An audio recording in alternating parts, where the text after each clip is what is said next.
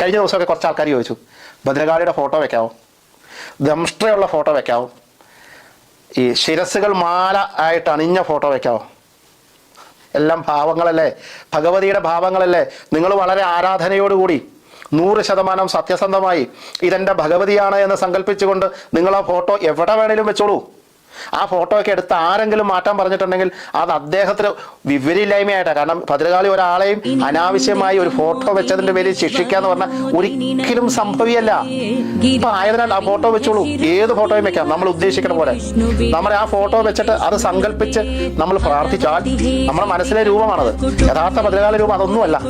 ഭഗവാൻ ശിവൻ തന്നെ ചോദിച്ചു, ദഷ്ടോട് കൂടി പറഞ്ഞാൽ ഇത് എങ്ങനെ ആൾക്കാർ നിന്നെ എങ്ങനെ പ്രാർത്ഥിക്കും? ഭഗവാൻ ചോദിച്ചപ്പോൾ എന്നിട്ട് നീ രൂപം ഒന്ന് മാറണം എന്ന് പറഞ്ഞിട്ട് അദ്ദേഹം രൂപം മാറിയത് ഭദ്രകാളി തന്നെ. അപ്പൊ ആയതിനാൽ ആ ഒരു സങ്കല്പത്തിൽ വീട്ടിൽ ഫോട്ടോ വെച്ചിട്ട് നിങ്ങൾ പ്രാർത്ഥിച്ചിട്ട് അതിന്റെ ശക്തി, അതിന്റെ ഒരു എനർജി ലെവൽ ആ കുടുംബം മുഴുവൻ നിറഞ്ഞു നിൽക്കുന്നു. മാത്രമല്ല ആ പരിസരത്ത് നിൽക്കും. ഒരു രീതിയിലും നമ്മളോട് ഒന്നിനും മത്സരിക്കാനില്ലാത്ത ആരും ഉണ്ടാവില്ല. അത്രയ്ക്ക് വളരെ ശക്തമായ ഊർജ സ്രോതസ്സാണ് ഭഗവതി ഭദ്രകാളി.